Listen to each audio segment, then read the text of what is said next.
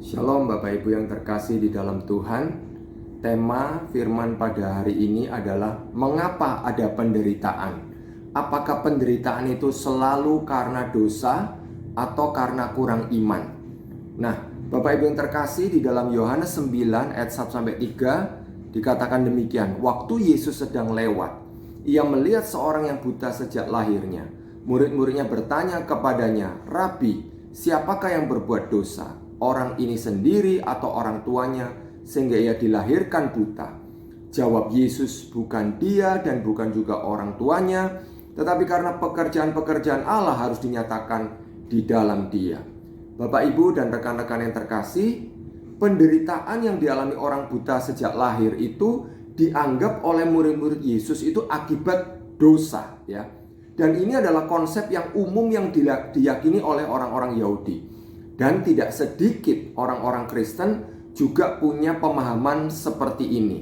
Biasanya kalau kita menderita, kita akan bertanya, apa salah saya? Mengapa saya harus menderita? Ya, apakah karena saya berdosa ataukah karena saya kurang iman?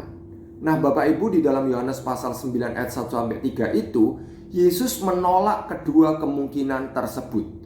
Sebaliknya, Yesus mengatakan bahwa orang yang dilahirkan buta itu adalah karena pekerjaan-pekerjaan Allah harus dinyatakan di dalam dia, ya, di ayat 3b. Orang bisa menderita menurut Yesus sama sekali bukan karena dosa atau karena kurang iman, tetapi karena Allah mempunyai maksud, mempunyai tujuan tertentu untuk kemuliaan dirinya melalui penderitaan orang tersebut.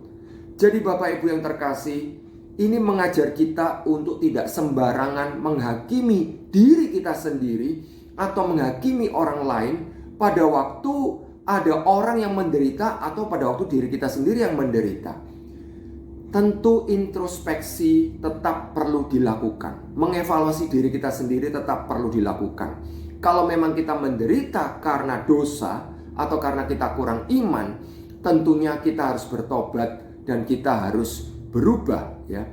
Tetapi jangan buru-buru menghakimi diri kita sendiri atau orang lain bahwa masalah atau penderitaan yang kita alami itu pasti karena dosa-dosa yang kita lakukan, ya.